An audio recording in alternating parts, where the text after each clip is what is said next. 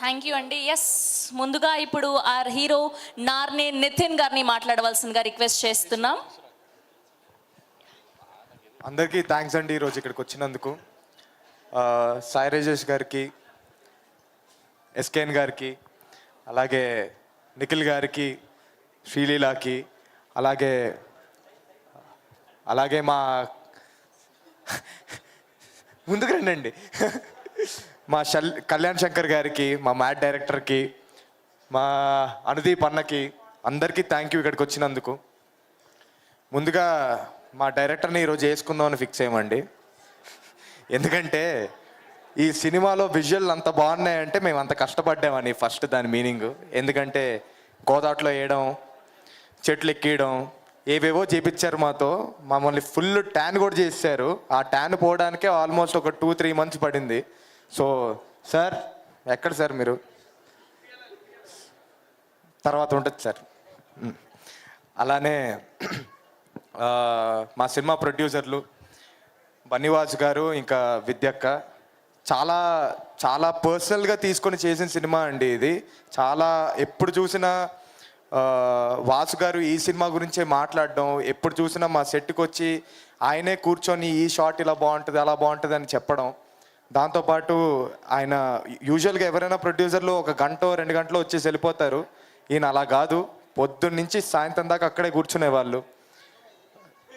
Sir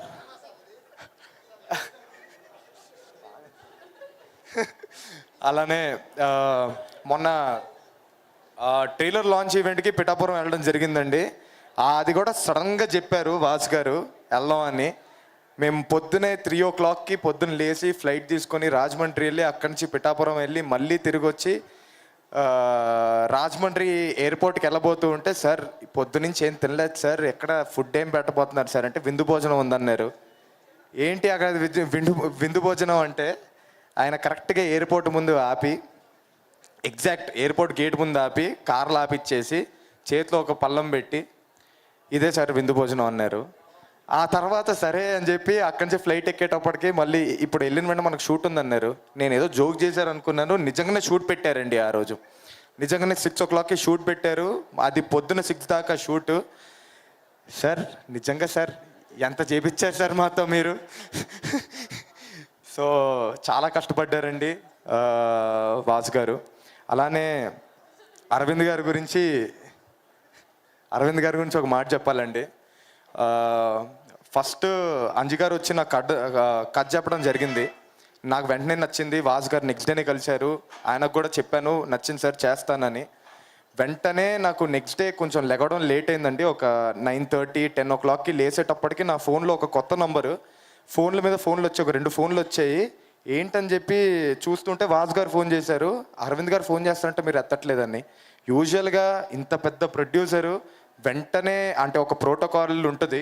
Vasu గారు ఎవరో ఒకళ్ళు ఫోన్ చేసి అరవింద్ గారు ఫోన్ చేయబోతున్నారు, ఇలా ఇలా మీరు ఎత్తండి అని. అవి ఏమీ లేకుండా వెంటనే నాకు ఫోన్ చేశారు. ఫోన్ చేసి పిలిచి కాసేపు సరదాగా మాట్లాడుకుందాం అని పిలిచి, చాలా సరదాగా జోవియల్గా ఏం సినిమా గురించి కాకుండా మంచిగా అలా మాట్లాడుతూ కూర్చుండిపోయాము కాసేపు. Thank you very much sir. Thank you sir. అలానే ఈ సినిమా ఇంత బాగా రావడానికి కారణమైన మా డిఓపి గారు సమీర్ గారు ఇక్కడ లేరు. ఆయన చాలా బాగా సినిమా తీయడం జరిగింది. ఇప్పుడు మీరు చూస్తున్న విజువల్స్ కూడా చాలా బాగా వచ్చాయి. So thank you sir, thank you so much. ఇంకా నా సినిమాకి పాటలు ఇచ్చిన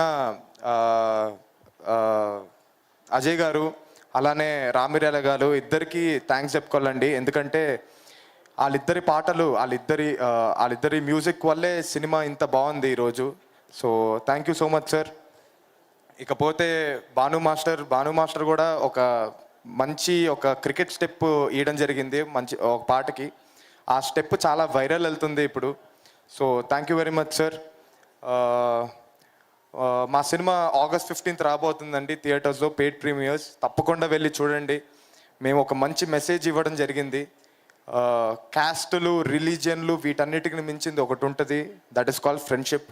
తప్పకుండా వెళ్ళి చూడండి అండి. థ్యాంక్ యూ అండి. థ్యాంక్ యూ నితిన్ గారు. Thank you so much. And art director Kiran గారిని కూడా జాయిన్ అవ్వాల్సిందిగా రిక్వెస్ట్